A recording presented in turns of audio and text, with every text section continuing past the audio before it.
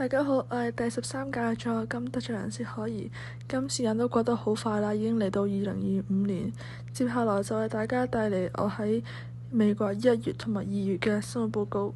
咁喺1月呢，我嘅 host family 就帶我去睇咗bull ride 啦。咁呢個就係一項關於鬥牛運動啊，喺德州就十分之出名。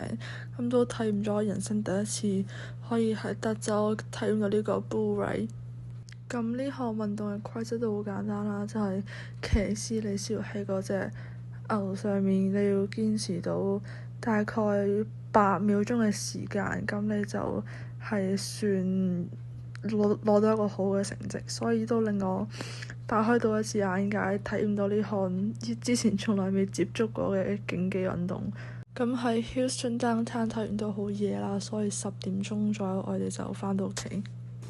咁同埋亦都喺1月嘅時候呢，咁德州就終於落咗雪啦，咁都係我人生中第一次睇雪。我記得嗰日係我 host mom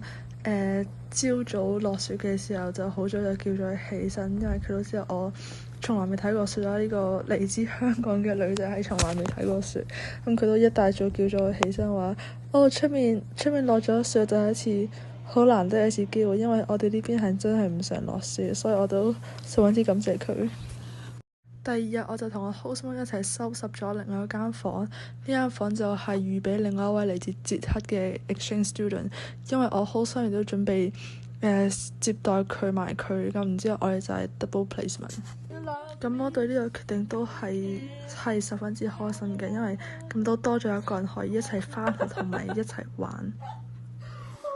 時間就嚟到1月尾，同埋都迎嚟我喺成個 exchange year 最期待嘅時間，就係呢次嘅墨西哥旅行。咁我哋就係搭嘅係郵輪啦，同埋我哋都喺酒店房黐咗自己嘅國旗，所以係好有意義嘅一次體驗。咁呢頭一日我哋就不斷體驗咗郵輪上嘅一啲遊樂設施啊，咁我同我嘅 host sister 都一齊玩得好開心。因為嗰晚我都有同我嘅 host mom 一齊 dress up，然之後去食咗呢個 formal dinner。喺第2日我哋就終於踏上咗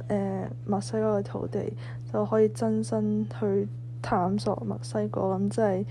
見到好多好靚嘅風景，即係墨西哥呢種建築係真係嗰種 feel 真係好正，同埋食咗好多地道嘅墨西哥嘢，然之後都買咗紀念品啦，然之後就喺墨西哥嘅時候係真係好開心。由墨西哥返到船上面，咁我哋嘅郵輪之旅都當然繼續啦，就 enjoy 咗好多郵輪上嘅嘢，同埋喺郵輪上都識咗好多朋友，係，所以都郵輪上嘅生活都係好開心。咁結束完呢個郵輪之旅之後，我又返到 Texas 嘅港口，就準備 head back 返屋企。接下來嗰幾日，我就同 host family 一齊睇咗 Super Bowl 嘅比賽，同埋都度過咗一個